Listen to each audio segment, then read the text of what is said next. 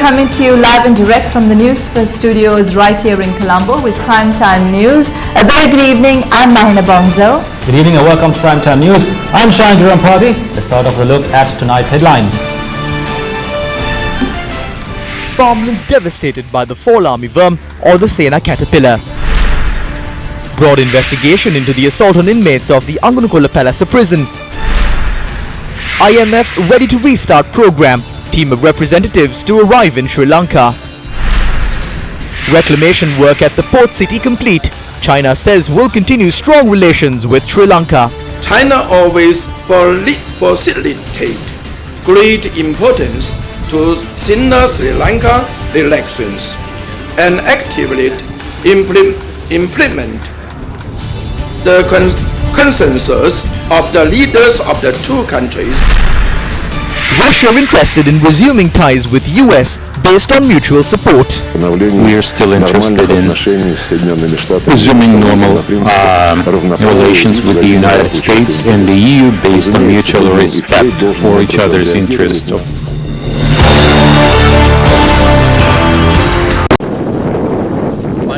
Within 3 months, half of this country's cultivation has been destroyed. Sena. Miss Sena Dalambu ආක්‍රමණය නිසාවෙන් Posing a threat to the food cultivation of the entire country, Sena now threatens paddy, mung and pumpkin cultivations. අවටත් දැන් සේනා දළඹු ආක්‍රමණය මේ තර්ජනය එල්ල වෙලා තිබෙනවා.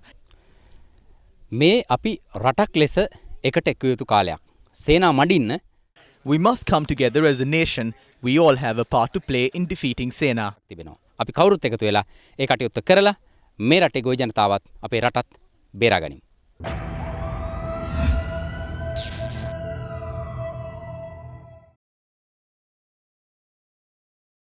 The Sena caterpillar issue. The Sena caterpillar came to be in America. It is suspected that the caterpillar arrived in Sri Lanka from India last October. According to agricultural experts, this could pose a threat to a number of other food plants as well. The species, which began its destructive journey in the cornfields of Ampara, has now spread to Anuradhapura, Kurunegala, Galle and Matara districts. මේ වගේ ආක්‍රමණයක පාලනය කරන්න ගත යුතු ප්‍රධානතම පියවර වන්නේ විද්‍යාත්මක. Scientifically, the best way to prevent the spread of such a disease is to prevent it breeding. There have been 4 pesticides recommended to tackle this issue. It is possible that all 4 of them may not work effectively in all places. Secondly, if the farm is small, the best thing to do is set fire and destroy it to prevent the spread. We have also been told to use ash and coal to prevent the spread of this. It is okay to use any of these methods. None of them will lead to any detrimental effects. අලු භාවිතා කරන්න කියලා කියනවා ඒ වගේම 10ක් උඩ අඟුරු භාවිතා කරන්න කියලා තියෙනවා. මේ ක්‍රම හැමදේම පාවිච්චි කරන්න. මේ කිසි ක්‍රමයකින් අවඩක් වෙන්නේ නැහැ. 3 teams from Newsfirst have already been deployed across a number of districts to investigate the matter.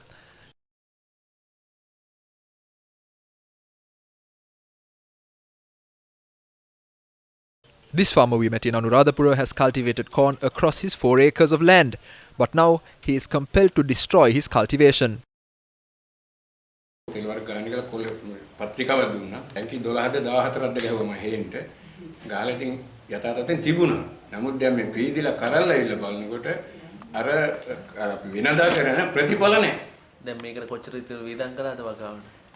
වේදන් කරලා තියෙන බඩේරුඟ වැටවලට වේදන් කරලා තියෙන 50000කට වැඩි 8 ගන්න 8 කිලෝ 5ක් පෙල් 6000යි 7000කට ගත්තේ. ඔක්කොම කීයක් වේදන් කරලා මේ තාක්ෂිකට ආසන්න විදියට. ණයගත්ත මම මහාදාර සමිතිය මේ සුබදාර සමිතියක් තියෙනවා. ඒකේ ණය ගත්තා. මම ඉතුරු කරගත්ත බැංකුවේ තිබුණ 75000 ඒකත් ඉවරයි. ඉවරයි. දැන් පොත පෙන්නන හැටි පොතේ 75ක් නේ. කොහොමද දැන් මේ තාත්තට මුණ දෙන්නේ ඇත්තටම ගෙදර? ගෙදර දැන් ඉතින් එදිනෙදා වේල කනවා මම එළවුටියක් හිටවගෙන ඉන්නවා. සතියකට මාර කරලා ඒක ගමේ කාට හරි විකුණලා එදා වේල කාලා ඉන්නවා. අර ඔයගේ මේ තාම දැනිලා නැහැ. දැන් හිතට විතර දැන තියෙන්නේ. තව ටික දවස් යනකොට බඩටයි කඳටයි ඔක්කොටම දැනෙනවා. දැන් කඩලා මම දුන්නාට පස්සේ. දැන් ගොවියෙක් විදියට මොකද්ද බලාපොරොත්තු වෙන්නේ මේ වෙලාවේ? ගොවියෙක් විදියට බලාපොරොත්තු වෙන්නේ ප්‍රධාන දේ තමයි රජයේ මැදිහත් වෙලා මේ තියෙන මේ පණුවගේ තුන උවදුරට කියලා විසඳුමක් දෙන්න ඕනේ. තමයි රාවේ තියෙනවා බඩේරුම හිටවන්න දෙන්නේ නැලු තහනම් කරනවා. එහෙම වුණොත් මං හිතන්නේ මේ ගම් මිනිස්සුන්ට මේ වහ පොතේ පිහිට පතන්න ඒකත් ගන්න සල්ලි නැති. හොඳයි. අපි බලාපොරොත්තු වෙමු මෛත්‍රීපාල මහත්තයාගේ හඬට බලදාරින් යහුම්කන් දෙයි කියලා ඒ වගේ මෛත්‍රීපාල මහත්තයා මට කියන්නේ එච්චර වැඳලා හරි කියන්න තියෙන්නේ මේ ගැන රජයේ බලධාරී හෝ නිලධාරී හෝ මේ ගැන කැපවීමක් කරන කවුරු ඒකට විසඳුමක් ලබා දෙන්න කියන එක තමයි ඉල්ලීම කරන්නේ. Govinda, the farmer we met in Kevilia Madua in Batiklo, is facing issues that are as bad as the ones faced by the people of Turuvilla. These farmers, who failed to cultivate for 4 seasons due to a lack of rain, cultivated 15,000 acres of corn this season with 1,000 hopes in mind. But the Sena caterpillar has brought an end to these aspirations. දුක් මහන්සියලා තමයි මේක කරගත්තේ. දැන් ඉතින් ඒකෙන් ලැබෙන ආදායමකුත් නැහැ. දැන් අපිට කණ්ඩ වේල පාවා නැහැ. මේ ඒ තරම් අපි දුකක් විඳිනවා. සිරස ගම්මැද්ද වැඩසටහනට අපි ස්තුතිවන්ත වෙනවා. මේ ජාතික ව්‍යසනයේට කරගහලා වැඩ කිරීම සම්බන්ධව කටයුතු කිරීම. The Newsfirst team arrived in Miattagala in Bibila Madulla, Monaragala earlier today. What they saw upon their arrival was how 300 acres of corn and pumpkin have been destroyed by the Sena caterpillar. මේ කොළේ මේ වට්ටක්කම කොළේ මේ පණුව කාලා තමයි මේ කල්ලා තියන්නේ. මේ තියෙන්නේ පිටර. මේක මේ වැල සම්පූර්ණ කොළේ ඉඳන් තමයි මේ කාගෙන යන්නේ. ඊට පස්සේ මේ මුළු කොටුවටම මේ පණුව මේවා වෙලා යනවා.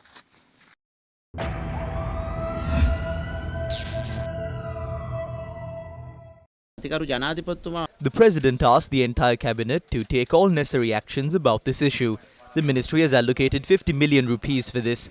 However, it cannot be solved through money. We have already launched an island-wide program involving employees attached to the Department of Agriculture, divisional secretaries, inspection officers and other authorities of the state institutions to assess the damages and provide compensation. We have issued a separate cabinet paper with regard to the farmers cultivating corn. On behalf of the department and the ministry, the secretary has taken the necessary steps to support and provide compensation to fully damaged crops. On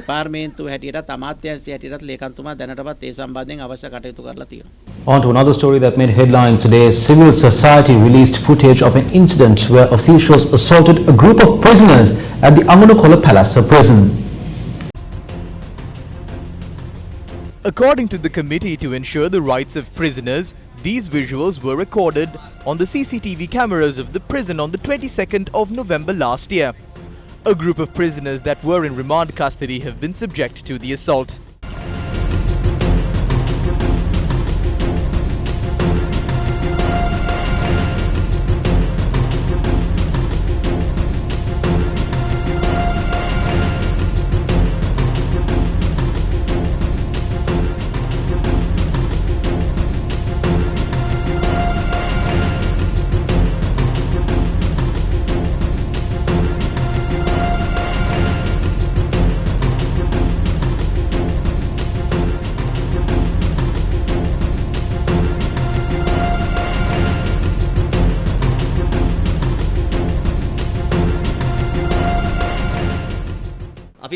This is a conspiracy. The start of this was the protest at Anganukola Palace prison on the 21st of October 2018.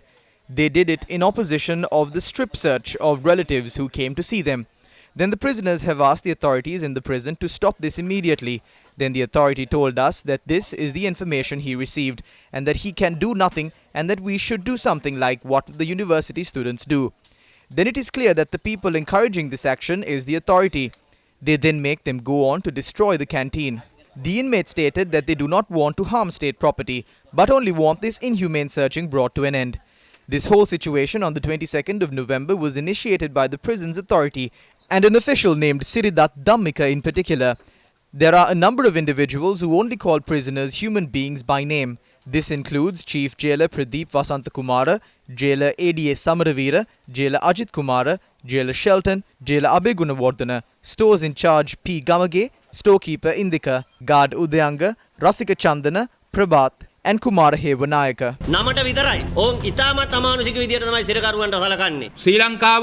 As a member of the United Nations, Sri Lanka has signed an agreement according to which there are minimum requirements in place on how to treat prisoners.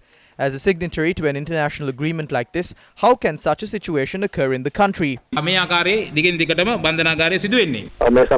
have appointed a committee comprising of a Commissioner General of Prisons and a Superintendent of Prisons to look into this and investigate it. We can only report on this after our investigative team looks into the matter and compiles a report on it.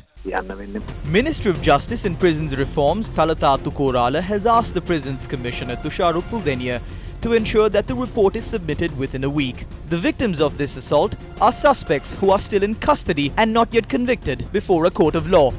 Have these officials failed to understand that the common belief is that one is innocent until proven guilty? In any case, the power of convicting and penalizing wrongdoers lies with the judiciary. Can officials appointed to enforce the law be given the power to penalize? For your attention. According to the Ministry of Finance, an International Monetary Fund team is scheduled to visit Colombo in mid-February to resume program discussions. In a tweet, Finance Minister Mangala Samaravira said Sri Lanka remains committed to progressive economic reforms. Christine Lagarde, Managing Director of the International Monetary Fund, following the meeting with Minister Mangala Samaravira and CBSL Governor Indrajit Kumaraswamy, in a statement said the discussions were centered on the challenging economic environment and the policy priorities for the country. Lagarde noted they agreed that a solid policy mix with effective implementation of that agenda is key to strengthening confidence while putting Sri Lanka on a sustainable, high-quality growth path that would benefit its people. Christine Lagarde added that Sri Lankan officials assured Sri Lanka's continued commitment to the economic reform agenda under the IMF-supported program.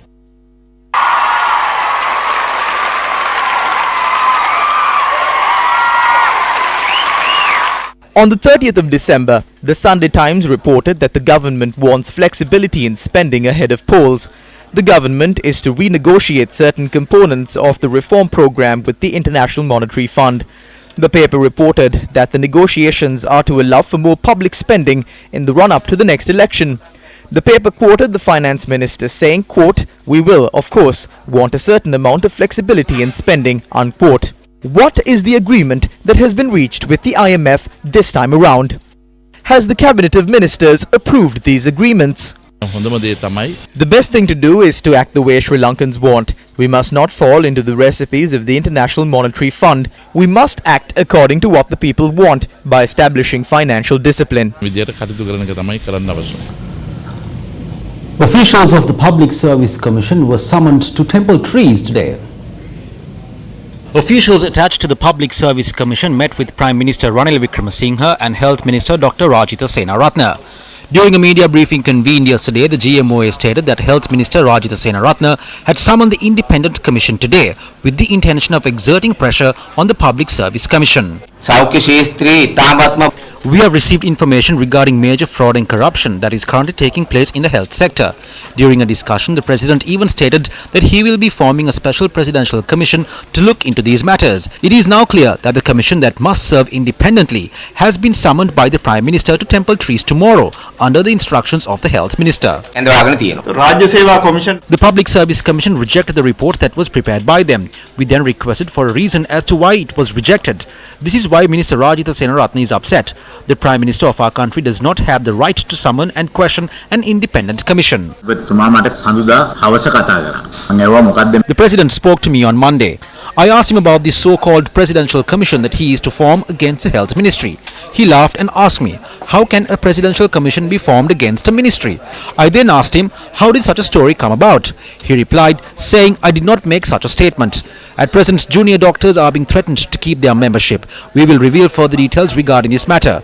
During today's discussion with the Public Service Commission, I asked them for the report on Padenia's actions against the Prime Minister that has been continuing for the past 3 years. They stated that this report has already been sent to the ministry after being approved. However, when we looked into this matter, everything has been halted. A commission must be appointed to look into the manner in which elections take place in this ministry.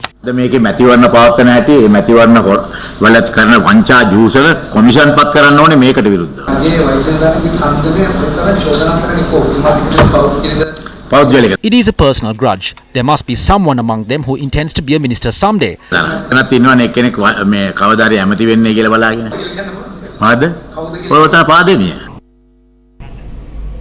Speaking at an event in Thotavatta Mattakulya, Minister Ravi Karanayake expressed these views to the media.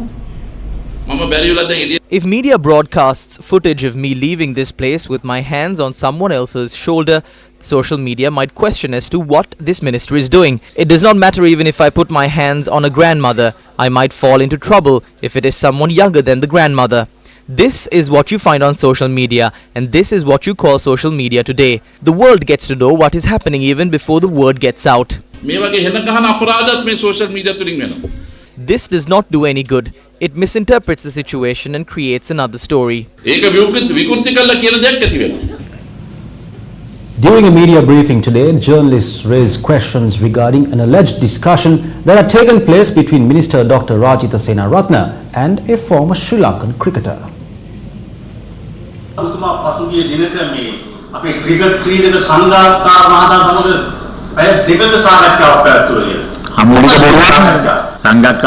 This is a lie. He spoke to me regarding a medical project for only 10 minutes.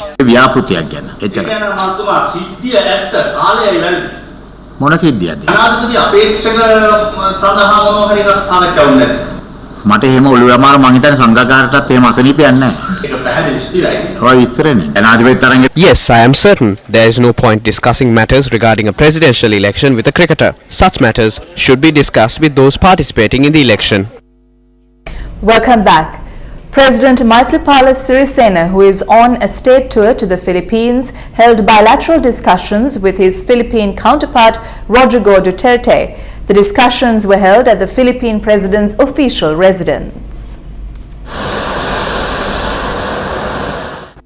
President Maithripala Sirisena arrived at the Manila International Airport yesterday and was warmly received by a special delegation, including the Trade and Investment Minister of Philippines.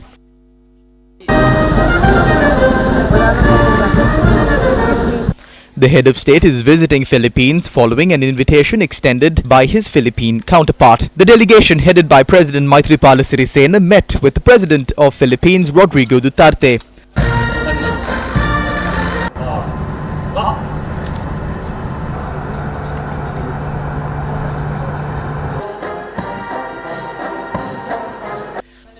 Bilateral discussions later commenced between the two state leaders.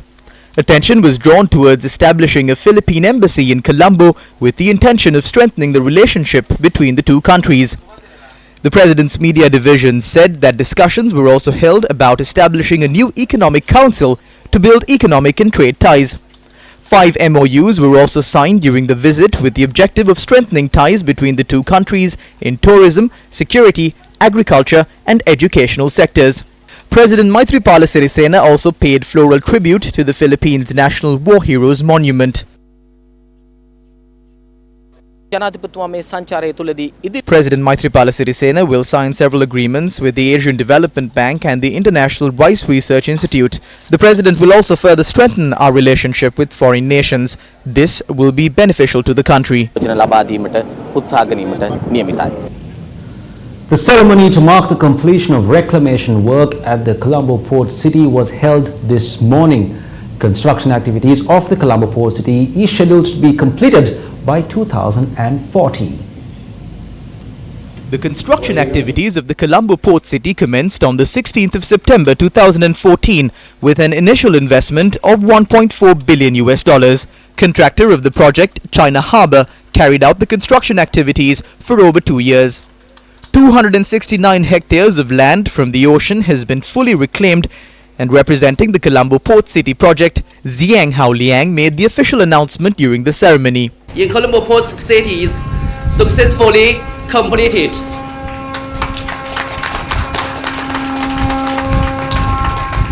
According to incomplete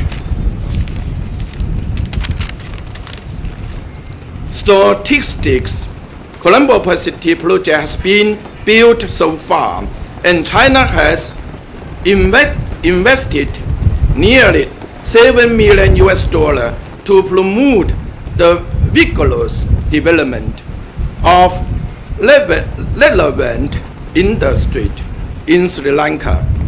More than 4,000 jobs has been provided to local people, benefiting thousands of Sri Lankan families. At the same time, the fishermen livelihood improvement program implemented by the project company has benefited tens of thousands of fishermen. No matter how the international situation changes, China always facilitate great importance to Sri Lanka relations and actively implement the consensus of the leaders of the two countries.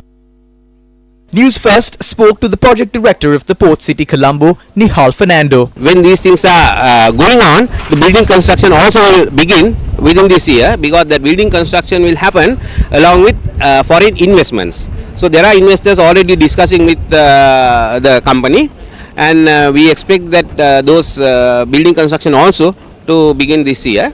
But we have 74 sites available for investment, so we expect it will go on till about 2040.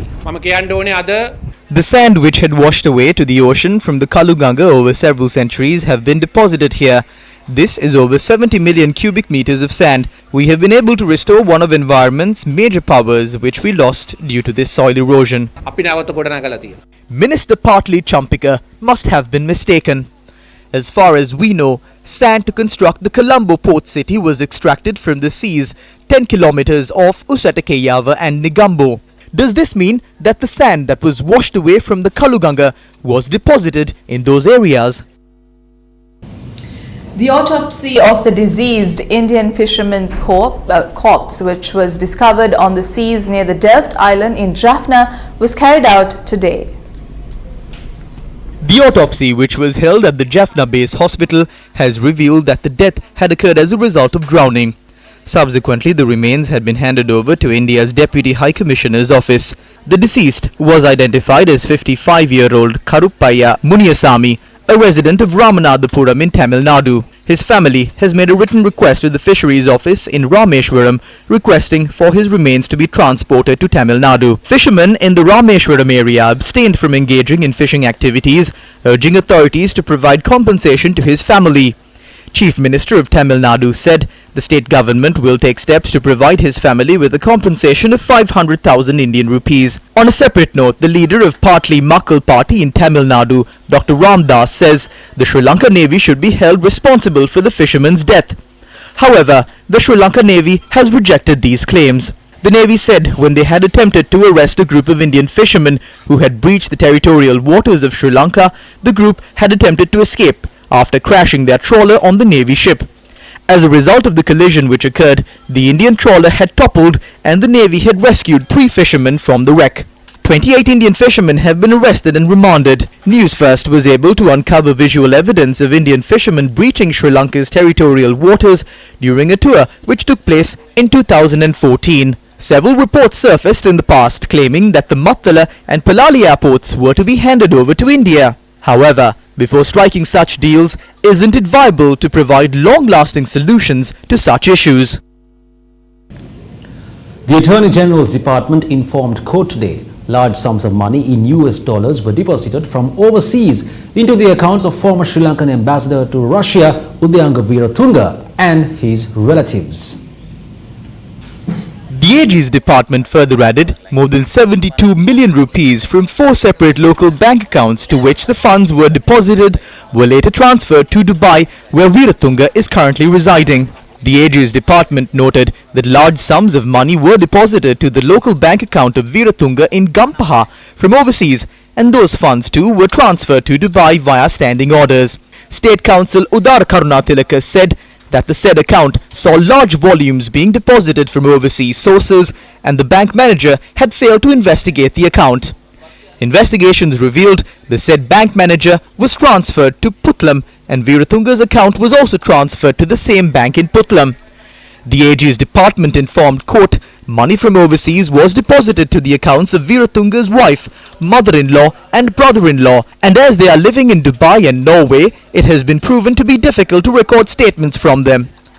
while Interpol put out a red notice on Veeratunga based on an open warrant for his arrest issued by domestic courts. Veeratunga appealed to the Central Bureau of Interpol against the red notice. A case has been filed at the Abu Dhabi Federal Court against extraditing Veeratunga to Sri Lanka, although the verdict of the case was due to be delivered on the 10th of December last year.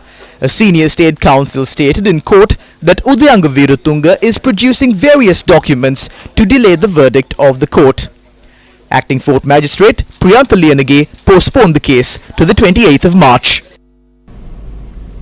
In more local news, Senior Manager of Groups Assurances and Advisory Services Mahesh Nanayakkara said that Sri Lankan Airlines had incurred deportation costs of 120 million rupees for the 2017-2018 financial year for passengers who were turned back from their destinations.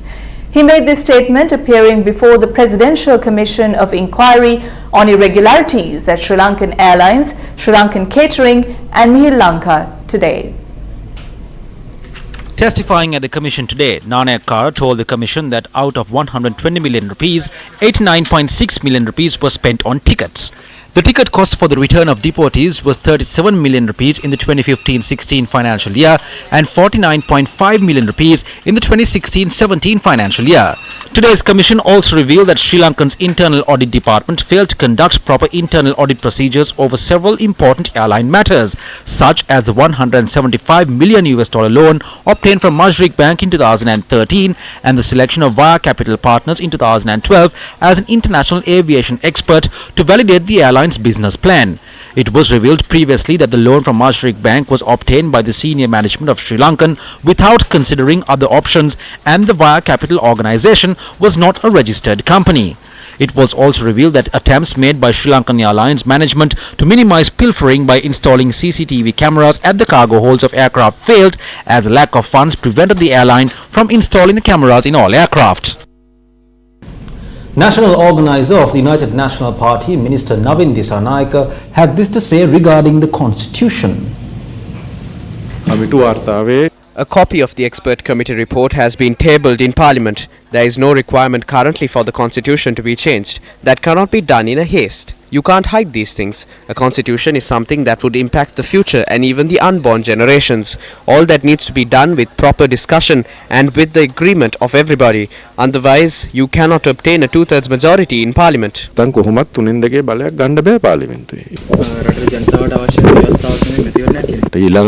The election that will officially commence first is the presidential election. We are getting ready for it. We will put forward the best candidate with a sure win. Veteran stage play director Vinod Senadira passed away earlier today. A veteran drama director of Colombo International School, Mr. Vinod Senadira, passed away this afternoon at the age of 45. Mr. Senadira has also directed several plays for St. Thomas's College for a number of years. And with that, we're going for a short commercial break. Stay with Newsfirst.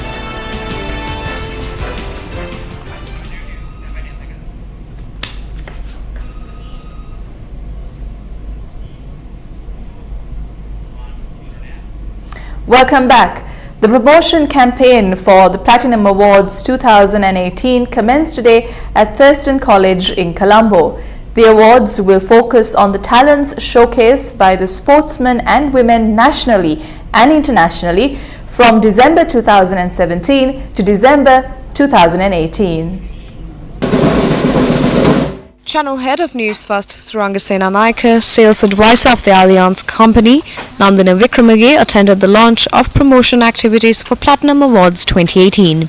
20 awards and 10 special appreciation awards will be presented at the award ceremony.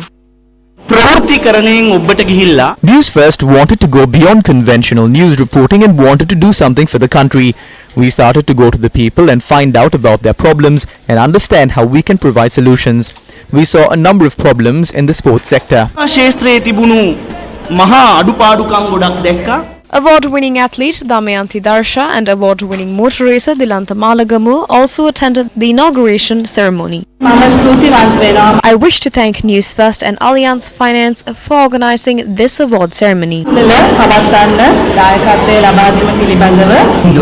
I request these sons and daughters to take Sri Lanka's name forward. Allianz, which is a world-renowned company, is the sponsor of Platinum Awards 2018.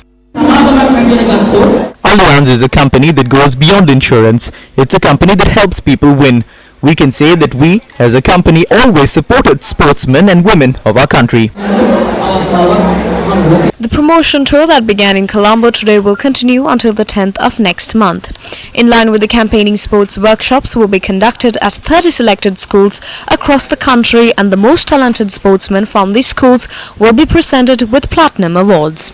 In the Colombo district, the gold medal presented to the most talented sportsman was won by swimmer Lanka from St. Peter's College. Athlete Sharinda Jensen won silver, and badminton player Hasini Ambalangodo won bronze in the same category.